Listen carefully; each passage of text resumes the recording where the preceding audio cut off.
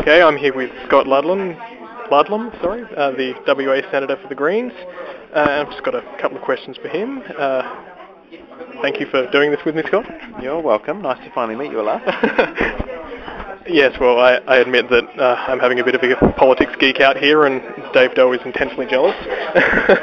I'm just wondering what you'd say to claims that the Greens' preference deal with Labor is proof that a vote for the Greens is a vote for Labor. Well, I'm glad you asked that.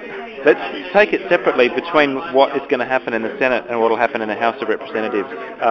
The reason that we pursue these preference negotiations partly is that we have to lodge a Senate ticket by law.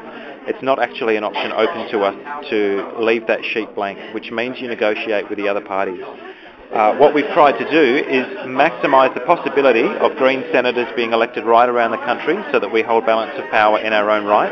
For the first time in the Senate, certainly in living memory, it's time that we actually made that jump, and so that's the reason that we go into these negotiations in the first place, and we feel that we've increased our chances of doing that, and I hope that's something Green voters will understand. A Green vote in the Senate means you're very likely to get somebody elected who can then speak for you.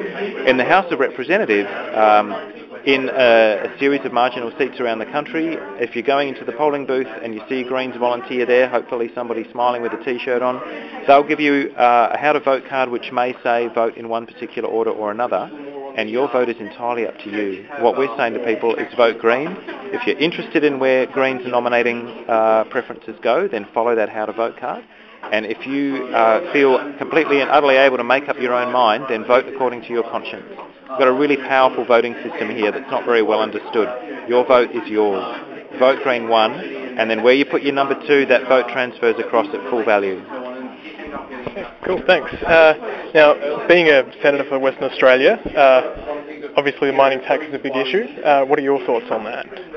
I think we've just seen an extraordinary example of very well-resourced and very well-executed corporate bullying to the degree that it actually just cost the Labor Party a Prime Minister.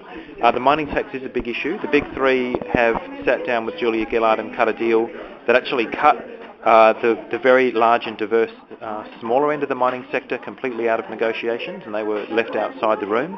So they've got some serious grievances and probably some legitimate ones. We will be negotiating with the government after the election. We've spoken out in favour of the tax, and we did that on the day it was announced. In fact, we announced a similar proposition well before that. We're reminding the Gillard government and the mining industry it's not the ALP that will pass that tax, it'll be the Parliament. It's not a matter for one party or not, it's now a matter for negotiation. I'll keep my answers shorter. Okay.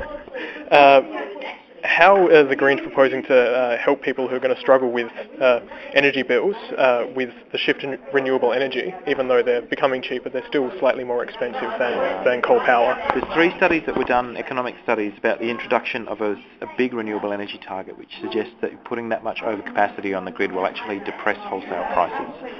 There's an argument that says prices will go down because we'll have overcapacity. But the real answer is with energy efficiency, and this is probably the most powerful single tool we've got to fight climate change, is wasting less energy.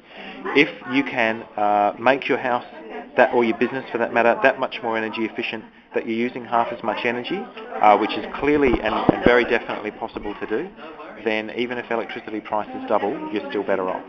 That's you need to do systematic renewable energy and energy efficiency. Okay, what kind of changes do you think would improve the current debate surrounding immigration and asylum seekers? What kind of changes in the debate itself? Yeah.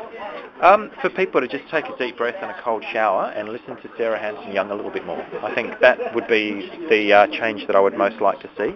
We're dealing with human beings who are escaping from war and persecution. We're dealing with a relatively small number of people.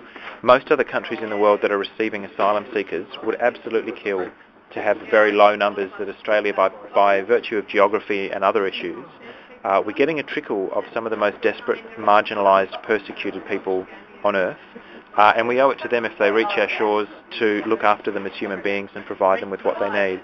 The ones who aren't legitimate, who have arrived here for other reasons, I mean, actually they're more likely to arrive by air or to be visa overstayers or whatever. But those who do arrive by boat, if they're assessed to be either a security risk or not a genuine asylum seeker, they should be sent home. And we've been saying that from the beginning, and all parties agree with that. The biggest change we need is to take a proper look at the purposes by which the opposition principally is running these lines. That it's calculated xenophobia to pitch to marginal electorates, and I think it does us all a disservice. That's what needs to change from my point of view. Take a deep breath and look some of these people in the eye. We need to send Tony Abbott into more of these detention centres to sit down with the parents of some of the children who've been born in there and ask them why they left. That's what I would like to say. Okay, thanks for your time, Scott.